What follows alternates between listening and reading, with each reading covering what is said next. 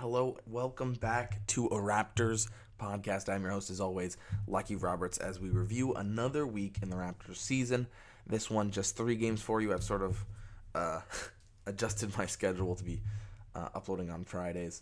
But yeah, getting through it all. The Raptors with a decent week, playing the Rockets, 76ers, and Cavaliers isn't always easy, but we get the win against the team that we should in the 76ers, that despite them having their entire squad back with Joel Embiid dribbling it off his back. And they have Maxey and Paul George playing as well, but the Raptors get the best of them after a really disappointing performance from Tyrese Maxey, who's on my fantasy team. Not happy about that one at all, but it was amazing game from Scotty Barnes. I loved what we saw from him. He really took it on himself to get to the basket and score. Only shot 2 threes, hit one of them. He was really downhill in this one. Hit some mid-range, of course, as he always will, but I loved seeing the intensity and the importance for him to get downhill. And he finished with 33 points, got to the free throw line a bunch as well. 10 boards defensively, adding a high level defensively as well. You saw us really start without a couple of our stars as well, without RJ Barrett most notably, but also playing without Pirtle. So you have Mobo in the starting lineup, you have Abaji moving into the starting lineup, and still the Raptors were able to beat this 76ers squad with Justin Edwards in the starting lineup. And you look at this 76ers squad, and they're playing Jared Butler, Yabusele. I know Drummond is out in some sort of way. They have Jeff Dowtin as well on their team, so good to see him as well. Didn't get to see him touch the court, but you can see obviously Jeff Dowtin was a Nick Nurse guy, I guess, at this. But they're playing Quentin Grimes 36 minutes, and I'm not a huge fan of Quentin Grimes, to be honest. He had a good game in this one, though, 13 points. But the Raptors starters really led the way, and you could say the same thing for the Raptors. We're playing Oliver Shamshe 12 minutes and Orlando Robinson 15. Neither of them were relatively impressive. Shamshe especially -12 plus minus. But I think even still, Boucher, Battle, Shed, and Walter actually proved to be better off of the bench than Jared Butler, Ricky Council, and Yabusele. So, and Justin Edwards, I guess. So it was good to see that the starters won their minutes, the bench treaded water, and the Raptors came out with a win after Embiid turns down an open three, able to tie it up if he hits it, takes it onto the floor, and tries to take on Grady Dick. Embiid should never be taking on Grady Dick. Grady Dick forces the steal, and it's a bucket on the other way in transition. Or no, it wasn't even. He just dribbles it out. Raptors win. Very, very exciting down the stretch, and the Raptors squeeze out one where they usually don't. And surprise, surprise, RJ wasn't in the game, and the Raptors were able to find Scotty Barnes really down the stretch. Grady Dick hits a 3. Grady Dick with another 3 back-to-back. And then it was Scotty Barnes a little bit of quickly. And the Raptors were able to tread water. And the defense was really impressive as well, just to be able to hold Tyrese Maxey out of the game, basically. And Paul George didn't really get a lot of the ball. It was a lot of Oubre and Justin Edwards. Like, Oubre had more shots than Maxey, had the same as Paul George. Justin Edwards had the same amount as Tyrese Maxey. Like, we were able to get it out of their stars' hands and into these players. Kelly Oubre is good. Justin Edwards is good. Quentin Grimes with 12 shots. Butler with 12 shots. Yabusele with 9. Tyrese Maxey had 9. We're getting it into the guys who aren't really able to do as much with it, and the Raptors were able to hold them to 103 points and win the basketball game, where instead, you look at the Raptors bench, Jacoby Walter had the most with 8, and then you look at everybody in our starting lineup had more than 10. So that just shows the diversity of our offense was sort of lessened than the Sixers, and also the 76ers couldn't buy a three-pointer, so that will always help as well. And yeah, even without a center, basically, the Raptors still find a way to beat the 76ers. Let's talk about these other games. Actually, first of all, I'm going to talk about the extension that we signed Brandon Ingram 2. It's 3 years with a player option at the last year for $120 million, 40 years, $40 million dollars per year. I think it's a fine extension. It was probably the maximum I was going to be okay with, going to be happy with, because if we're paying Brandon Ingram north of $40 million, it looks pretty clear that we're going to be an apron team. Now with him being exactly on the dot, it's mixes the math a little bit, and so we're trying to fight. Obviously, you can see the cash considerations in the trades that we made to try to keep ourselves under that apron going into next season. We'll see if we're able to do so. But yeah, it's a bloated lineup, and it's a lot of money for a lot of guys who have not proved anything. So it'll be interesting to see if we can turn it around and prove it together. But, we have our guys now, and we got to prove it. Anyway, we'll talk about this Rockets game up next, where they did take down the Raptors. Raptors offense was a lot more pitiful in this one. Emmanuel quickly had our most points by 20. Scotty Barnes had 15, but both of them really inefficient. Scotty Barnes hacks up 8 threes, makes none of them. Scotty really needs to cut down those threes. Quickly, 3 for 9 as well. He's still struggling from the field, running the offense decently, but struggling from the field. 4 turnovers to 3 assists. Just a really bad game against the Rockets. They were able to get the ball out of his hands and into Scotty Barnes's, who would hack up a 3. Mobo hacked up 6 threes. Just not what you like to see off of the bench. Walter and Shed were actually pretty decent.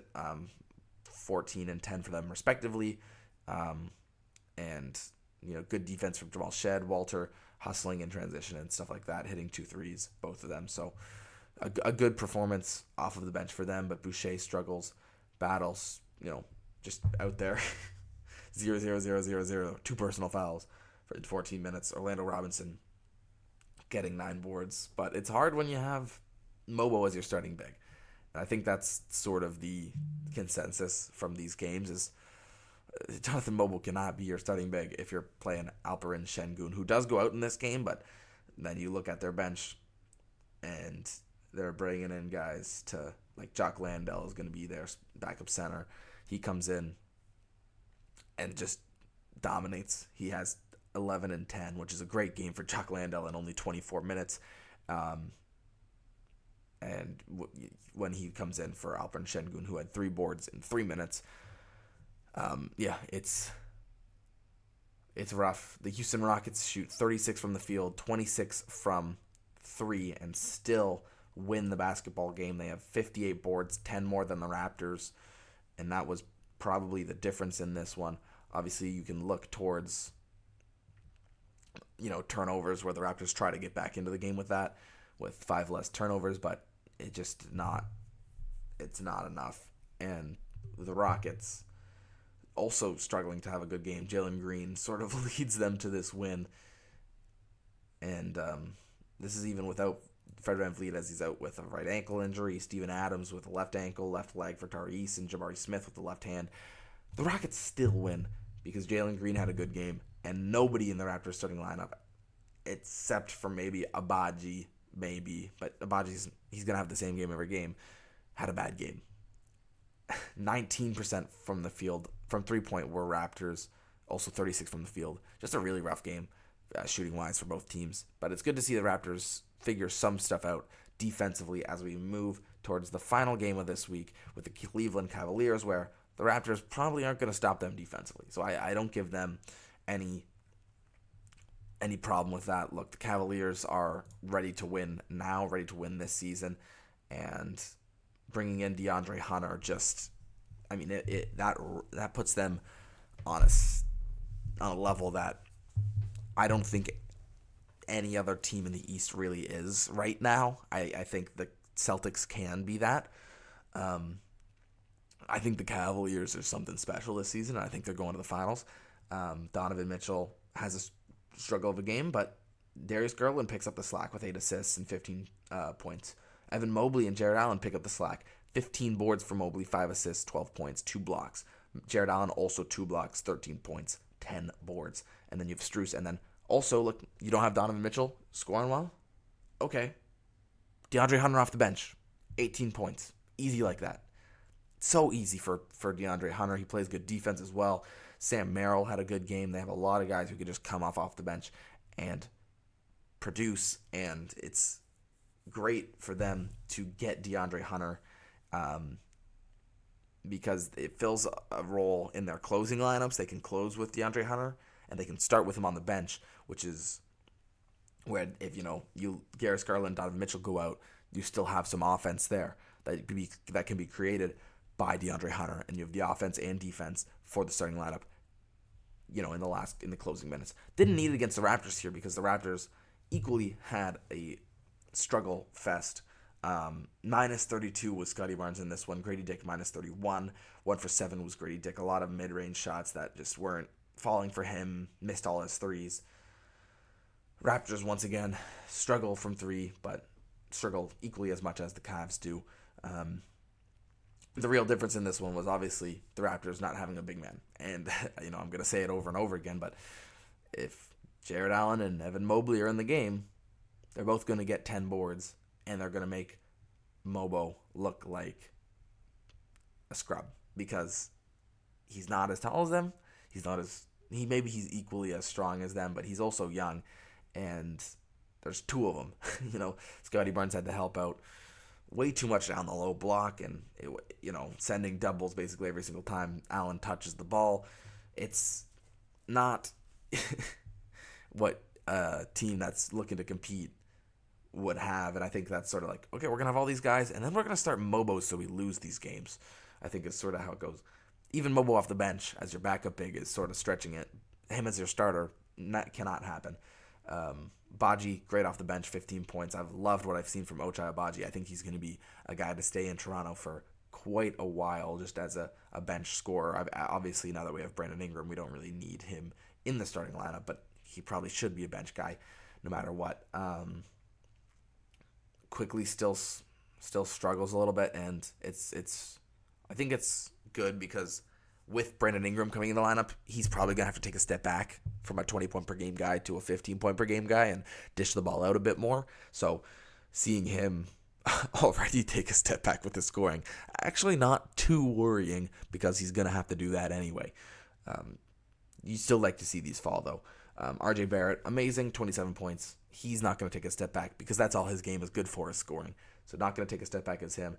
Scotty Barnes, would like to see him score a bit more, but also with Brandon Ingram, he'll probably move back into a 15-plus point per game scorer instead of a 20-point per game scorer. So that's fine. Jameson Battle hit some threes. Fine. The Cavs are a great team, especially without a big. You're going to lose this. That's okay. I accept that. Let's talk about just one quick thing before I have to go is the 4 minutes. You can see on the box sheet here, Tristan Thompson comes into the game and instantly causes a ruckus. No class, disrespectful is what Darko had to say after the game about Tristan Thompson. It was pretty funny, and then you see on Twitter, Tristan Thompson goes out and says, it was a tacky act, but Tristan Thompson comes in and he's like, my city, you're talking about my city. And then a bunch of people are saying online, stop acting like this is your city. You're a bench guy talking like starters. You're not even playing. The only reason you have a career is because of LeBron James. It's really, really funny. And he's just not a great guy in general, Tristan Thompson. And so it was really rough, and there was a scuffle. And look, I don't even know what he was going for it. He dunked really hard, and anyway, it's interesting. You love to see the Serbian come out of Darko once every season, basically, and fun to see. Anyway, let's talk about these future games. We're going obviously into the All-Star break, so we're going to see Grady Dick represent one of the Rising Stars teams. That's basically all we have to cheer for, as we have no All-Stars this year. We come back Friday, Sunday for Miami and Phoenix. I think I'll have an episode of the podcast I'll send out next week just to say what happened over the All-Star break, because I have been a little bit lacking. I'm kind of one episode behind at this point, so I'll catch up on that. And then we'll be back with Miami and Phoenix to round out the weekend. And I'll be back to a regular posting uh, schedule. But yeah, decent week. That's how it goes. The Raptors still in the top, in the fifth spot for the draft, exactly where we want to be. Brandon and Ingram and Pirtle both out.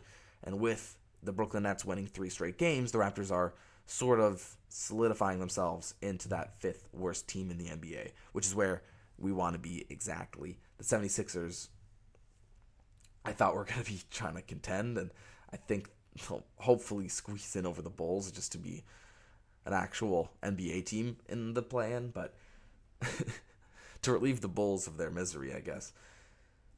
But yeah, I'll see you guys after the break. Thanks for listening. You can follow me on Twitter if you like. Never underestimate the heart of a champion.